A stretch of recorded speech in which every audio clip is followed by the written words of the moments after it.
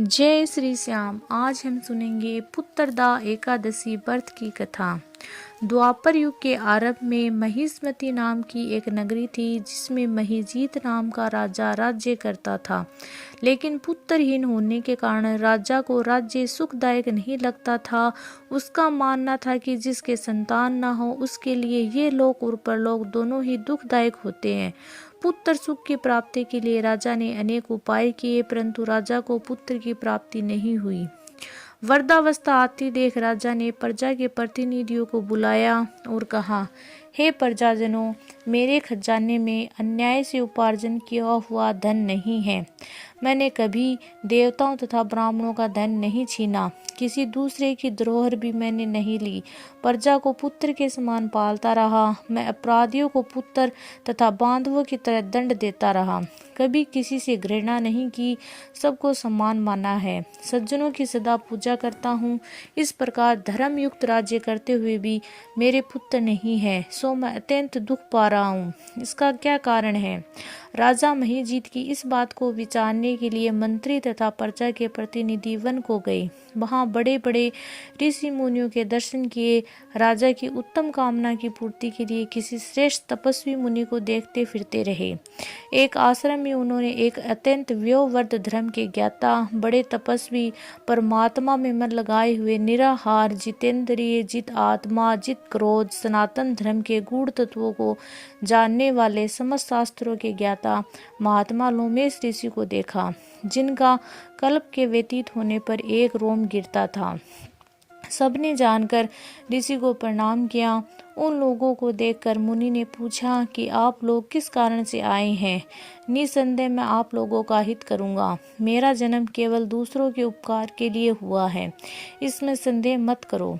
लोमेश ऋषि के ऐसे वचन सुनकर सब लोग बोले, हे महर्षि, आप हमारे बात जानने में ब्रह्मा से भी अधिक समर्थ है, अतः आप हमारे इस संदेह को दूर कीजिए। महिष्मतिपुरी का धर्मात्मा राजा महिजीत प्रजा का पुत्र के समान पालन करता है, फिर भी वह पुत्रहीन होने के कारण दुखी है। उन लोगों ने आगे कहा कि हम लोग उनकी प्रजा है, अतः उनके दुख से हम भी दुखी हैं। आपके दर्शन से हमें पूर्ण विश्वास है कि हमारा ये संकट अवश्य दूर हो जाएगा, क्योंकि महान पुरुषों के दर्शन मात्र से अनेक कष्ट दूर हो जाते हैं।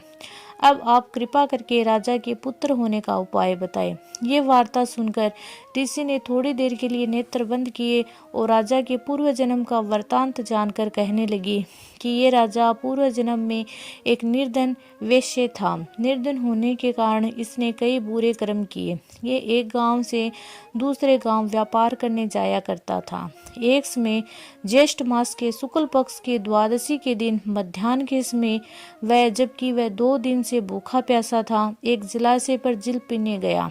उसी स्थान पर एक तत्काल की ब्याई हुई प्यासी गौ जल पी रही थी।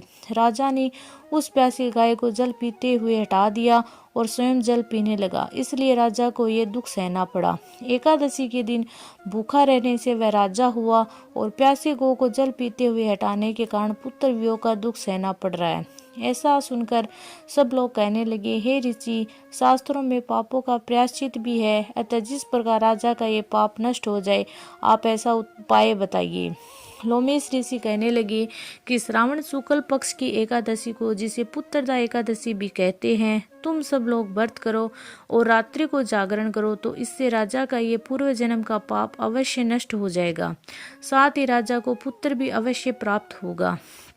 लोमेश ऋषि के ऐसे वचन सुनकर मंत्रियों सहित सारी प्रजा नगर को लौट आई और जब श्रावण शुक्ल एकादशी आई तो ऋषि की आज्ञा के अनुसार सबने पुत्रदा एकादशी का व्रत और जागरण किया।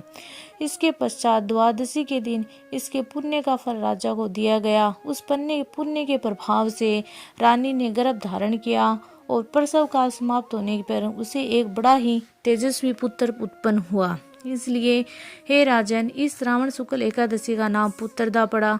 अतः संतान सुख की इच्छा हासिल करने वाले इस व्रत को अवश्य करें। इसके महात्म्य को सुनने से मनुष्य के सब पापों से मुक्ति मिल जाती है और इस लोक में संतान का सुख भोगकर परलोक में स्वर्ग को प्राप्त होता है। बोलो भगवान नारायण की जय हो।